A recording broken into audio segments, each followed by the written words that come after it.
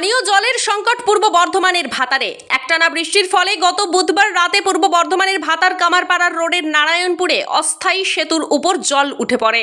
জলের তোড়ে ভেঙে পড়ে সেতুর ওপরের রাস্তা। গত দুদিন ধরে বিচ্ছিন্ন হয়ে পড়ে ভাতার কামারপাড়া রোডের যোগাযোগ ব্যবস্থা।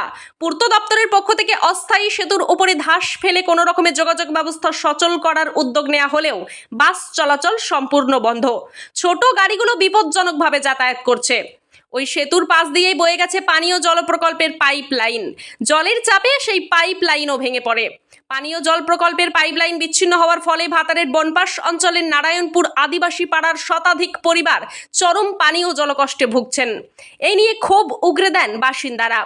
এলাকাবাসীদের দাবি, ভাতার কামারপাড়া রোড খুবই গুরুত্বপূর্ণ।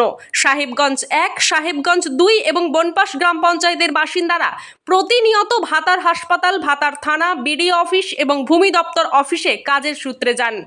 দৈনন্দিন হাজার হাজার মানুষ যাতায়াত করেন এই রাস্তার উপর দিয়ে।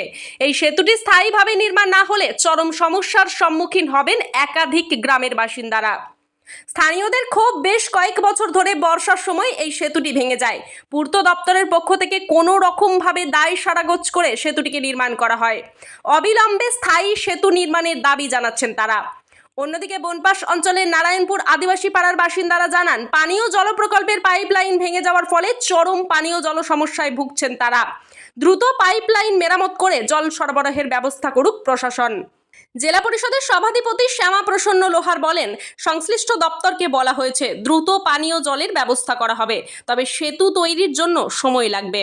এই যেটা পাইপটা ওইটা ভেঙে গেছে, দিয়ে আমরা জল পাচ্ছি না, দিয়ে ওইটার জন্য খুব সমস্যা আমরা পেয়েছি। দিয়ে কোথায় পাবো জল?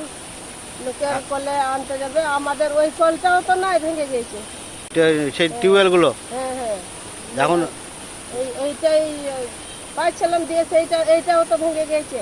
একটা বললো 100 পেরিয়ে, বুঝলি, সব বন্ধ, সব বন্ধ, সব বন্ধ। এই পাইপটা ভেঙে গেছে, তো কি চাইছে? ওইটা বাকি দেয়, জলটা যেন আমরা পেয়ে যাই। আমার ফুল মনি হাসছে। এই যে ফুল সমস্যা, কতদিনের সমস্যা? কতদিনের সমস্যা? এই তো 8 বছর হয়েছিল, 8 বছর হলো, আবার এবারও হয়েছে। এটা ভালো করে করতে হবে, তাহলে আমাদের হচ্ছে না। দেখলাম যে পানীয় জলের যে পাইপ লাইন সেটাও তো ভেঙে পড়ে আছে। হ্যাঁ, সব ভেঙে পড়ে আছে। আগে ব্রিজ ছিল, কোনো ঝামেলা ছিল না। 8 বছর এই দিন এরকম হয়েছে, আবার এবারও হলো।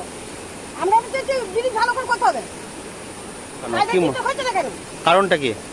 সেইটাই তো কারণ, হচ্ছে না কেন? কত মানুষের যাতায়াত এদিকে? প্রচুর প্রচুর মেন রাস্তা চাপ, বুঝতে পারছো বাবা।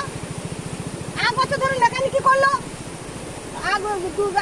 কমার ছিল গো, মেকানিকি করলে যে কতটা চাপ এই রাস্তাটা। তার ভেতরে 8 বছর হয়ে গেল, কিছু রাস্তার ব্যবস্থা হলো না। এমনি করে কি করে চলবে? এই রাস্তা সবসময় লোক গাড়ি ঘোড়া এত চাপ, এরকম ভাবে চলে নাকি? ব্রিজের জন্য গা ডুবে যাচ্ছে। এই তো আর একটা রাত হলেই তো এই সবখানে বাড়িগুলো সব ডুবে যেত। সেই মানুষগুলো কি করে থাকতো? 8 বছর ডুবে গেছিল, আবার এবারে বললে 8 বছরের মধ্যে এই ব্রিজটা করে দেবো, হলো না কোনো সিদ্ধান্ত। আবার এবারও তাই। নারায়ণপুর আদিবাসী পাড়া আমাদের সমস্যা হচ্ছে এই পুল, আমাদের পুল এই বানেতে ভেঙে গিয়েছে।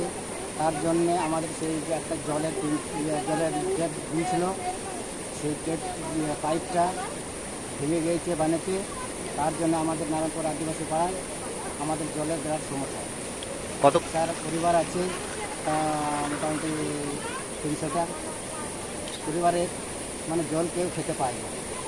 আমাদের মানে পঞ্চায়েতের যেটা কল দিয়েছিল, সেই কলগুলো সব ভাঙা।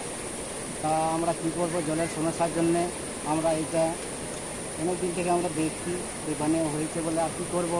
যাদের বাড়িতে বিস্তৃত মানে কল আছে, তারা তো আর কতদিন জল মানে নিতে দেবে। তা আমাদের এই কলটা মানে আমাদের এই পাইপটা দিক যদি খুব বাগিয়ে দিলে আমাদের খুব ভালো হয়েছে।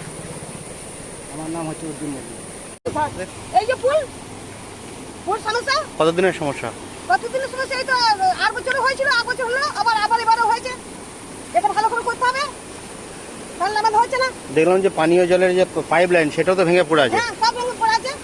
আগে ব্রিজ ছিল, কোনো ঝামেলা ছিল না। 8 বছর এই দিন এরকম হয়েছে, আবার এবারও হলো। আমরা তো চাইছি ব্রিজ ভালো করে করতে হবে। হচ্ছে না কেন? কারণটা কি? সেইটাই তো কারণ, হচ্ছে না কেন? কত মানুষের যাতায়াত এদিকে? প্রচুর প্রচুর মেন রাস্তা চাপ বুঝতেই পারছো বাবা। 1 বছর ধরে মেকানিকি করলো, কমার ছিল গো, মেকানিকি করলে যে কতটা চাপ এই রাস্তাটা, তার ভেতরে 1 বছর হয়ে গেল, কিছু রাস্তার ব্যবস্থা হলো না। এমনি করে কি করে চলবে?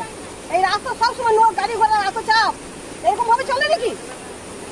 30 জনে গা ডুবে যাচ্ছে, এই তো আর একটা রাত হলেই তো এই সবখানে বাড়িগুলো সব ডুবে যেত। সেই মানুষগুলো কি করে থাকতো? 8 বছর ডুবে গেছিল, আবার এবারে বললে 8 বছরের মধ্যে এই ব্রিজটা করে দেবো, হলো না কোনো সিদ্ধান্ত। আবার এবারও তাই পাতুরায় জলের সংকট আমি খবর পেয়েছি, তো আমি পিএইচির সঙ্গে কথাও বলছি এবং সংশ্লিষ্ট দপ্তরকেও জানানো হচ্ছে যাতে জলের সমস্যা খুব তাড়াতাড়ি মেটানো যায়, সেই চেষ্টা চলছে।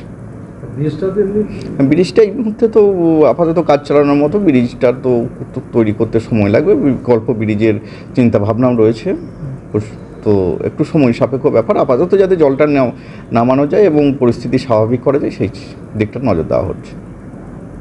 ব্যুরো রিপোর্ট, সোজা কথা নিউজ।